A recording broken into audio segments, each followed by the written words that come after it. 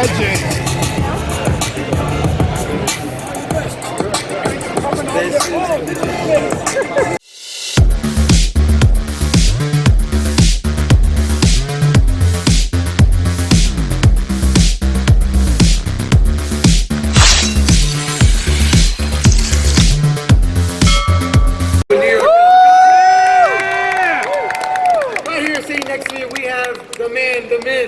The Canadian, the man who's actually the record holder for creating the longest running independent comic, creator-owned comic. Yes, independent. Todd Mcfarlane, that's your name, Todd. Come on, take the applause. Give it up for Todd McFarlane. Okay, so let's go back. If you say independent, a corporation can own that independence, right? There are corporations that are independent comic book publishers. I'm talking about creator-owned, right? Since 1992 we started. I'm an advocate about creator-owned, and it's creator-owned that the person who started it 27 years ago is still driving the car 27 years later, right? So corporations won't let you do that. So anyways, it's creator-owned. That's the bigger piece for me. You're in this crazy several month stretch of creating, you know, history twice over. You know, one with issue 300, a momentous number to reach, no matter what kind of book it is. Right. So for a creator-owned book, it's amazing. And now 301, you're breaking the record that you currently share with Dave Sim. Right. Canadian, another fellow Canadian. Right. Yeah. So the previous world record was held by Dave Sim, a book on Cerebus, Canadian.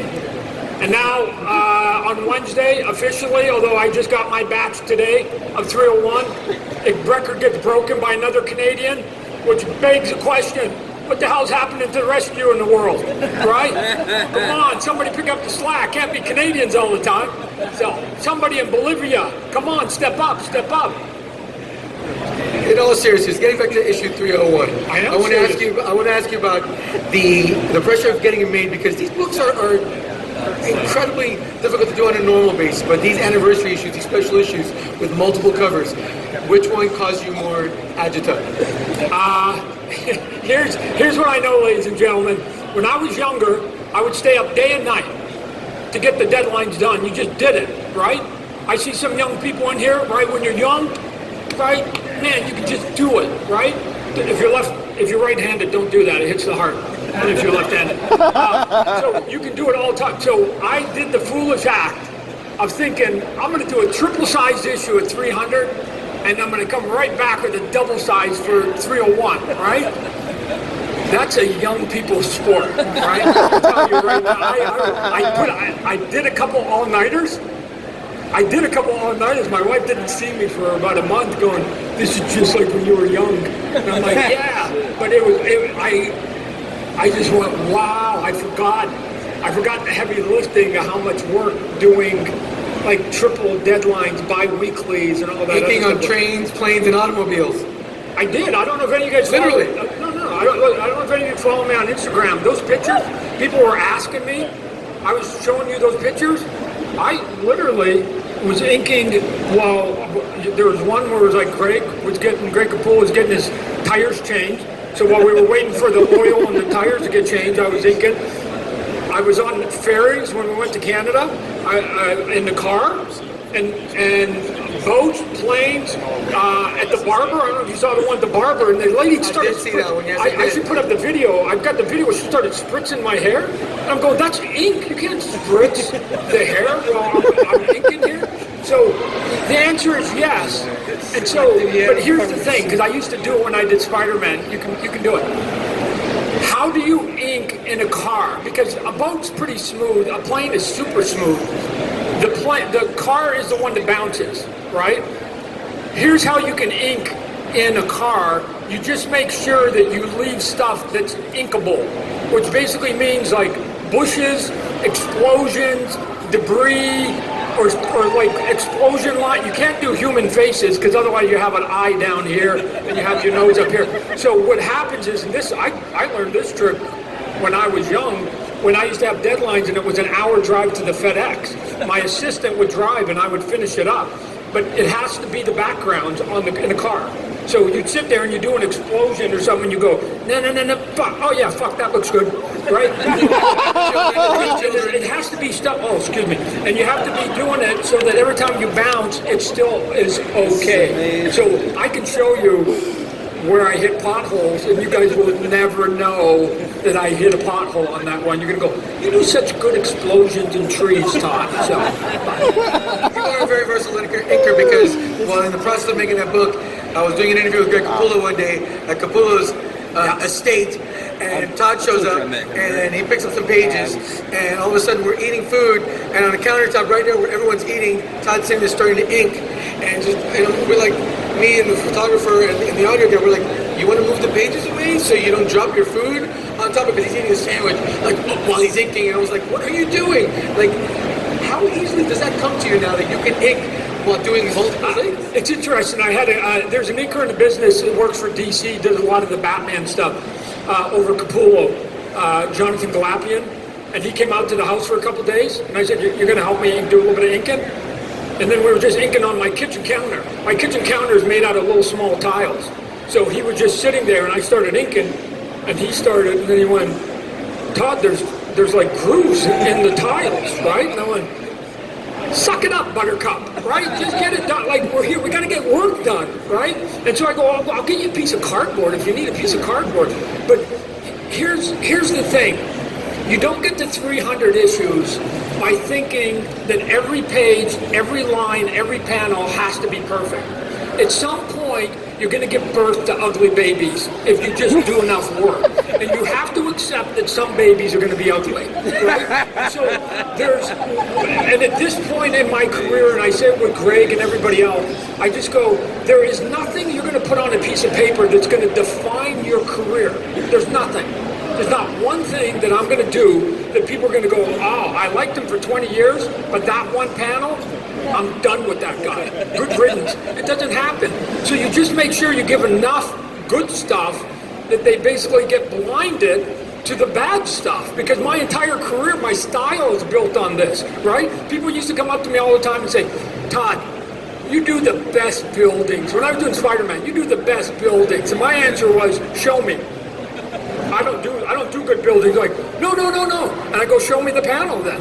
And so what they had done in their head was, I would do a big drawing, here'd be the page, and then I'd do a big Spider-Man, and then I would cut the panel shorter, so I'd have to do even less drawing. Those panels that people go, oh, I love it when you have Spider-Man jumping out of the panels, it's because if you make the panel behind him smaller, that's 2 inches you don't have to draw. It's true.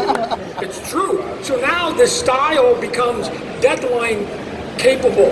And so they would sit there, I have Spider-Man, and then I'd shrink the panel, and then I'd have a little bit of building here, and a little bit of building here, and a little bit of building here, and people thought I drew all of Manhattan because they basically projected behind Spider-Man all the rest of the buildings.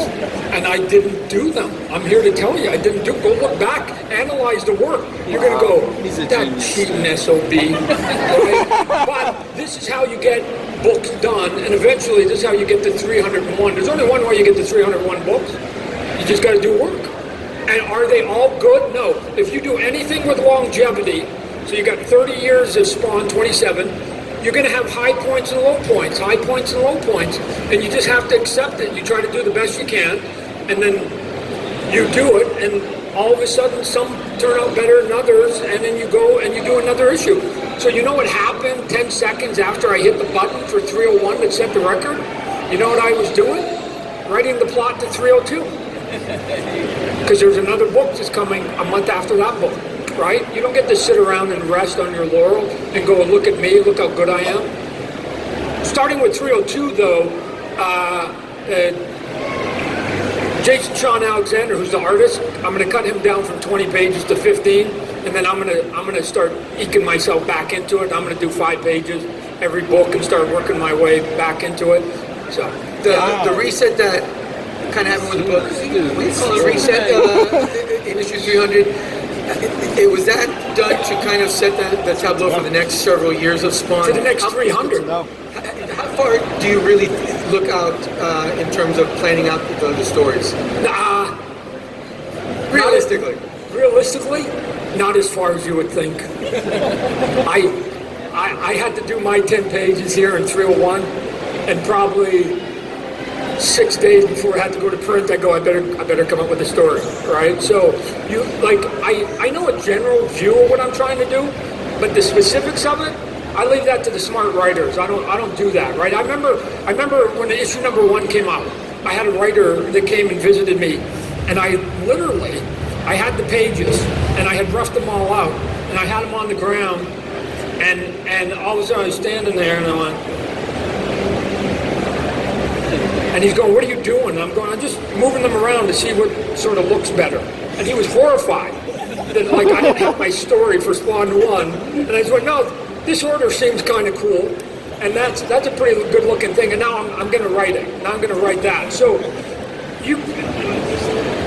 it's just a deadline business. You just got to get it done. You got to just get it done. Come on, right? It can't all be precious stuff. And what ends up happening is that now, after 300 issues, it's the body of work that they judge. They don't judge the one book. It's the body of work that they'll judge. And so I'm always trying to advocate for people like, do more work, and the whole will become way better than the parts, right? So it took 27 years. Hopefully, if I'm healthy, I'll go another 27, which means then that'd be 54 years. If anybody's 20, there's a couple of young kids, for you to basically get to whatever record I'm at that point, because every issue thereafter, after 301, is a new record, is that then all of a sudden I'll be at issue 600, so the only way you're going to break it is that you have to, at the age of 20, decide what you're going to do till you're 74. Who's that maniac, right? If you're that crazy, you're probably going to be a serial killer, right? So you're not even going to be a comic book artist. So I'm going to put this record so far out of hand that nobody's even going to want to touch it. They're going to go, let the old man have that. That's the stupidest record. You basically answered the question I was going to ask you now, which is, when your buddy Robert Kirkman ended The Walking Dead in the quitter, Robert Kirkman quitter. Only 193 issues. Wow. Yeah. Robert. But look at this, and this is why it's weird, because when I talked to Robert Kirkman, when Robert Kirkman quit at 193, I was encouraging him to go to at least 200. Why don't you go to 200? Right? He had his reason, and I didn't agree with it, but okay, fine. But he just wanted Todd to get to 300. Which is where you're at, that's another decade. He goes, I can't go there, Todd. I can't do this for 10 more years. So everybody has their stories and their characters, and they have a certain amount of time that they're willing to do it, right? I'm not saying that you have to do something for the rest of your life. I'm like, okay, but I'm wired for it. One of the questions they're asking me, how do you keep doing it? 300. I'm going to tell you. I'm going to give you the secret to 300. I also have a toy company. We do stuff in Hollywood, and I deal with businesses and stuff like that. And I do non-Spawn meetings with other human beings, and it drives me crazy, humanity at times. Especially when you're dealing with billion-dollar companies, and you have these crazy conversations with 20 people in a conference room, and they say stuff that you just go, what? And it just makes no sense. All of you have been in those meetings that you've walked out going, this doesn't make any sense to me, right? And it's aggravating, and it pisses you off at times, and you just get wore out. And then when I walk out of those meetings, in the corner, in my office, is my baby. And I go, and this guy, I don't have to ask anybody's permission. I don't have to get anybody's approval. I don't have to ask if anything I'm doing is right or wrong. I just get to do it, good, bad, or indifferent. So, why do I keep doing Spawn? Because it literally is oxygen to my soul after dealing with corporations and doing a bunch of licensing stuff that I do, or dealing with Hollywood, or doing whatever it is. I get to come, and if I didn't have this, I would be insane. So I still got. Along those lines, you had what, 17 variant covers for 301? No, maybe that was 300. 300? Okay. So these are a little you bit. have multiple different artists. I got a lot. This is Alex Ross. Alex Ross, he's really cool. J. Scott Campbell did some cool Did you funky call all ones. these guys yourself? And then, yeah. And then I did the subtle. Look at, I did the subtle cover here. Spawn holding up a crown.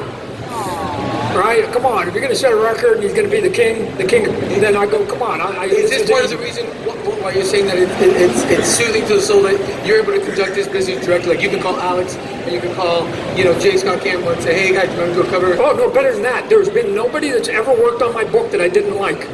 Right? Because I get full control over it. So if I don't like you, I'm never going to ask you to do work on it. Like, this is the best thing about having your own book or having your own job or having something that you are spending your time and your effort and your money. Two things has to happen. You have to spend your time and you have to spend your own money. You spend your own money, which is the key. You spend your own money, you can do whatever you want. You buy, if you're going car shopping and it's your cash, buy whatever car you want. Who cares if they think the color is ugly? Who cares if they think the style is ugly? Who cares? It's your car. You get to drive it any way you see fit. Because now, if somebody else is going to pay for the car, you may have to ask them what they think, right? But no, when it's yours. So I wish I had all the money to make the movie, because then I wouldn't be asking their permission to basically, what do I got to do so you guys will sign off on the movie? Here we go, here we go, here we go. Since you brought it up, Yep. What is the latest on the film? I'm doing a rewrite. I've got the studios. Here's what I'm banking on again. Last year, because I always need a reason to keep going. Last year was like, at this time last year was Venom.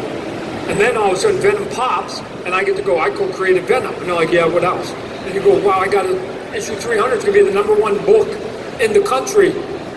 Disney owns Marvel, $1 billion company. Warner Brothers owns DC, $1 billion company.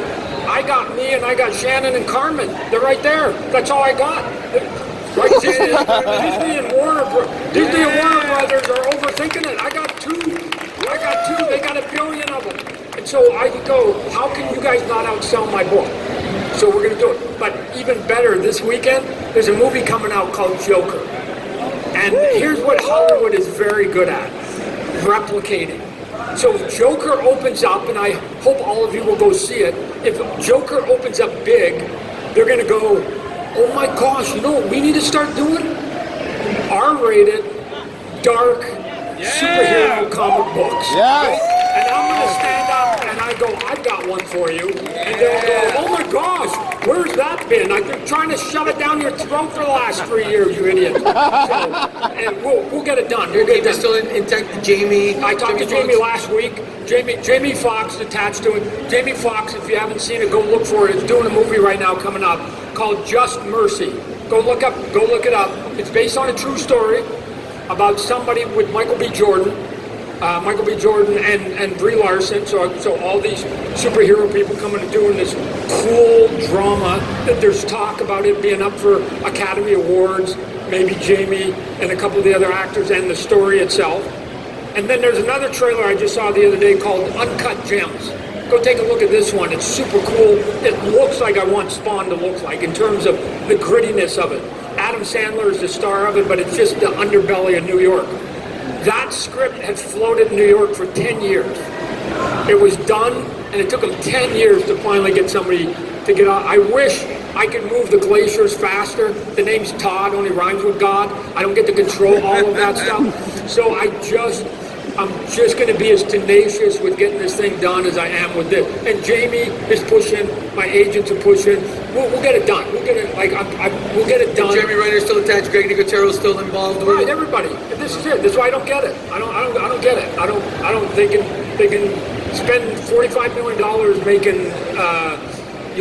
What was a movie that just opened up to less than $3 million, right? Goldfinch, right? It was based on a book. $45 million was the budget and opened up to less than $3 million. So I would take half of that and then we can go do our movie. But what are you going to do? So, ladies and gentlemen, just been told we have something very special to show you guys today. Oh. Something no one else has seen ever. Yeah. First time world premiere. No, they told me before I came out. I haven't seen it either. So here's what they did. Sci-Fi came for the last couple months and been dogging my tail, and they were there through issue 300 and some other stuff. So they basically got to see all the sort of the good, the bad, and the indifferent of my life and putting the 300 book together that's going to go. You guys should have been around for 301 because that was even more hysterical in terms of trying to get it out. It's going to set the Guinness Book of World Record that we're going to get out. But I guess they got a trailer. I've seen it myself. The world premiere of the trailer for the sci-fi documentary on Todd Mcfarlane. We're going to show it to you right now. Oh, first time.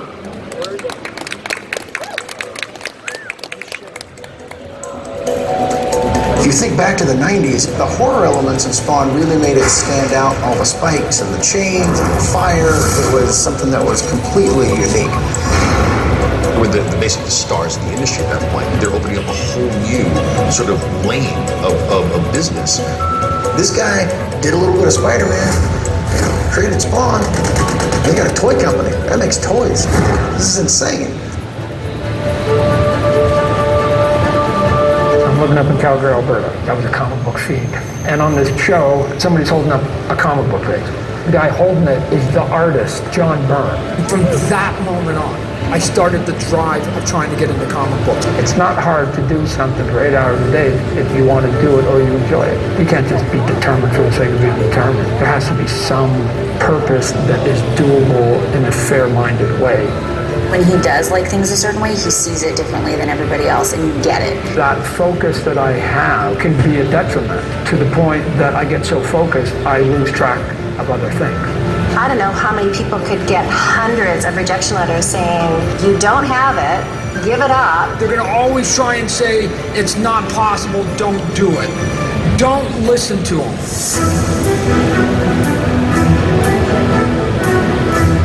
When Todd started Image Comics and was doing Spawn, it was a pretty small operation. It was just him and I don't think he had a master plan of creating his own comic book company. The original concept of Spawn was this guy who was in love with this woman and it's taken away from him. He just wants to go back and say goodbye one last time. It makes literally to deal with the devil.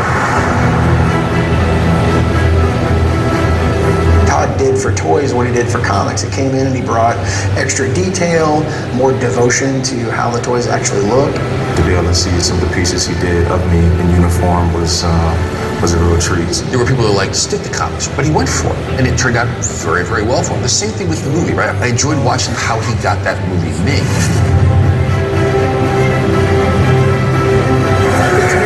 It's amazing to see the fan interaction between Todd and his fans. That is the coolest thing to see. Without the fans, then we don't have a career. The fan is never a nuisance. He takes this drive to push boundaries, do things in a little different way, but always be there for the fans. Change in the world will always come from the outside. It will never come from the inside, because the people that are on the inside will always be beholden to the system. Take that inspiration and do it.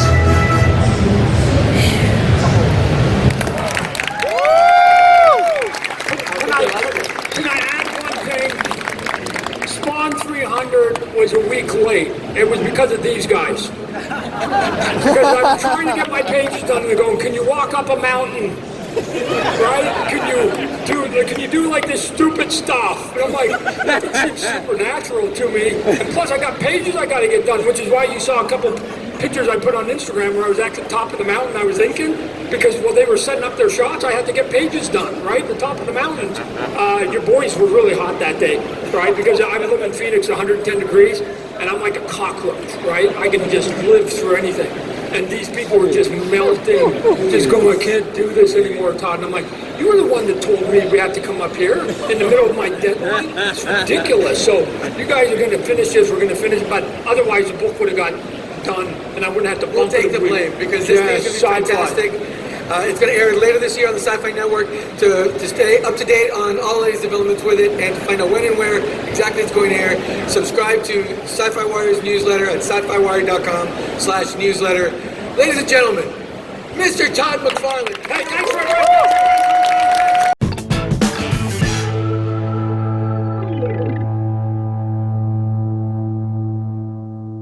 Three, two, one, a blaze!